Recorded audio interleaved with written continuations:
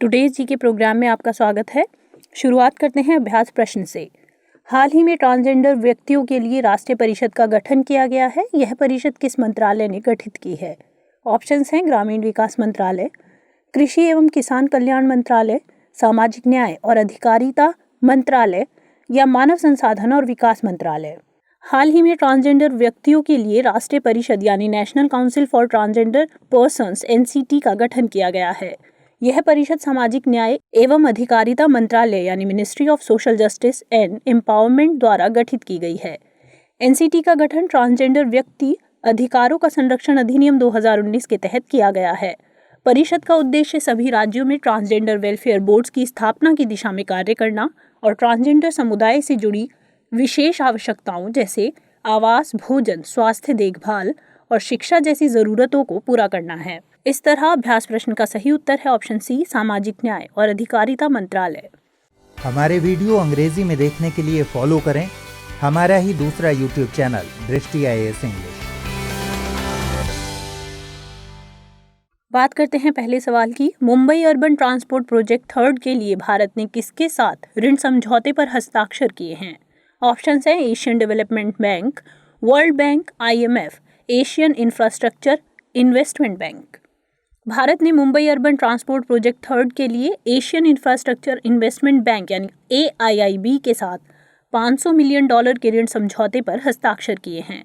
यह Mumbai metropolitan region development authority द्वारा मुंबई महानगरीय क्षेत्र में यातायात और परिवहन की स्थिति में सुधार करने के लिए कार्यान्वित की जाने वाली परियोजना है। यह मुंबई में उपनगरीय रेलवे प्रणाली नेटवर्क को बेहतर बनाएगी, जिससे बेहतर सेवा गुणवत्ता और सुरक्षा सुनिश्चित होगी। AIIB एक बहुपक्षीय विकास बैंक है जिसका गठन 2015 में किया गया था। इसका उद्देश्य एशिया में आर्थिक और सामाजिक परिणामों में सुधार करना है। इस तरह क्वेश्चन नंबर फर्स्ट इसका सही आंसर है एशियन इंफ्रास्ट्रक्चर इन्वेस्टमेंट बैंक यानी ऑप्शन डी।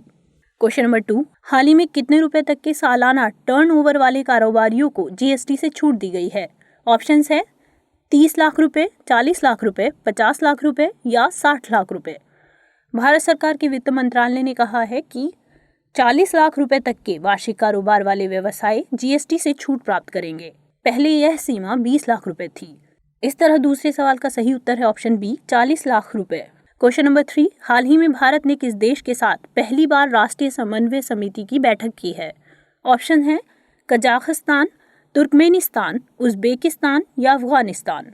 हाल ही में भारत और मध्य एशियाई राष्ट्र उज्बेकिस्तान के बीच राष्ट्रीय समन्वय समिति की पहली बैठक संपन्न हुई। यह बैठक पारस्परिक रूप से सहमत परियोजनाओं के कार्यान्वयन की निगरानी के लिए की गई थी। दोनों देशों ने द्विपक्षीय आर्थिक और व्यापारिक सहयोग की गतिविधियों को लेकर बातचीत की। इस चर्चा में द्विपक्षीय निवेश संधि, प्रेफरेंशियल ट्रेड एग्रीमेंट, कृषि परिणामों के लिए संयुक्त बाजार पहुंच, भारत की क्रेडिट लाइन के तहत सत्यापित परियोजनाओं के कार्यान्वयन जैसे विषयों पर ध्यान केंद्रित किया गया। इस तरह इस प्रश्न का सही उत्तर है option C, Uzbekistan. Question number 4, APEDA ने AFC इंडिया लिमिटेड के अतिरिक्त और किसके साथ कृषि से संबंधित समझौता ज्ञापन पर हस्ताक्षर किए हैं? ऑप्शन है Asian development bank, NITI Aayog, world bank या national corporative union of India. APEDA ने AFC इंडिया लिमिटेड और national corporative union of India के साथ कृषि से संबंधित समझौता ज्ञापन पर हस्ताक्षर किए हैं। एपेडा यानी agriculture and processed food product export development authority ने AFC इंडिया लिमिटेड के साथ भी कृषि से संबंधित यह समझौता किया है। AFC अंतर्राष्ट्रीय बाजार की आवश्यकताओं के अनुसार एपेडा के दिशा निर्देशों के अनुपालन में सामान्य प्रसंस्करण केंद्रों को विकसित करने की सुविधा और सहायता देगा। एपेडा कृषि निर्यात नीति के बेहतर कार्यान्वयन के लिए राज्य सरकारों के साथ मिलकर काम कर रहा है। इस तरह इसका सही उत्तर है option D, national cooperative union of India. Question number 5, वायुसेना प्रमुख ने एक मोबाइल एप्लीकेशन माई IAF लॉन्च किया है। इसे किसके सहयोग से बनाया गया है? ऑप्शंस हैं centre for development of advance computing, Indian institute of technology Delhi, Indian institute of science Bengaluru या DRDO। डिजिटल इंडिया पहल के हिस्से के रूप में वायुसेना प्रमुख राकेश कुमार सिंह भदौरिया ने माई IAF नामक एक मोबाइल एप्लीकेशन लॉन्च किया है। इस ऐप को centre for development of advance computing यानी CDAC ने विकसित किया है। यह ऐप भारतीय वायुसेना के इतिहास के बारे में संक्षिप्त जानकारी प्रदान करेगा। इंडियन एयरफोर्स भारतीय सशस्त्र बलों की सर्वोच्च हवाई शाखा है। इसकी स्थापना 1932 में हुई थी। इस तरह इस प्रश्न का सही उत्तर है option A, centre for development of advance computing. Question number 6, निम्नलिखित में से कौन सागरीय लवणता को प्रभावित करने वाले कारक हैं? पहला, वाष्पीकरण, दूसरा, वर्षा द्वारा जल की आपूर्ति, तीसरा, सागरीय धाराएं, या चौथा, वायु की दिशा। दिए गए कूट हैं केवल 1 और 2, केवल 2, 3 और 4, केवल 3 और 4, या उपरोक्त सभी। सागरीय लवणता का अर्थ सागरीय जल के भार और उसमें घुले हुए पदार्थों के भार के अनुपात से है। सागरीय लवणता के स्रोत पृथ्वी की ऊपरी परत यानी क्रस्ट, नदियां, सागरीय तरंगे और ज्वालामुखी से निकलने वाली राख होती है। समुद्री जल का वाष्पीकरण, वर्षा, नदी के जल का समुद्र में आना, सागरीय धाराएं और वायु की दिशा सागरीय लवणता को प्रभावित करने वाले प्रमुख कारक हैं।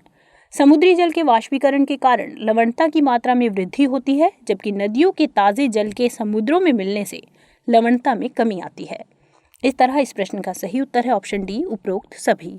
क्वेश्चन नंबर 7, निम्नलिखित कथनों पर विचार कीजिए। पहला, महासागरीय ध्रुवीय वायु राशि का स्रोत क्षेत्र आर्कटिक सागर है।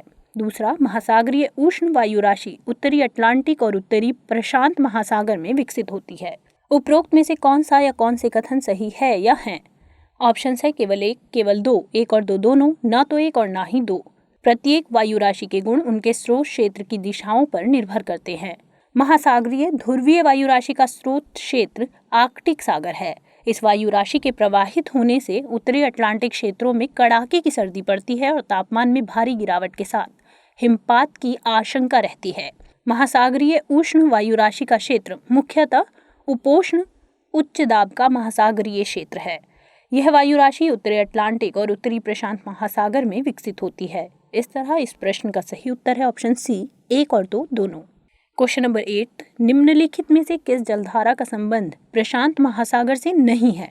ऑप्शंस हैं क्यूरोशियो धारा, सुशिमा धारा, अलास्का की धारा या मेडागास्कर धारा।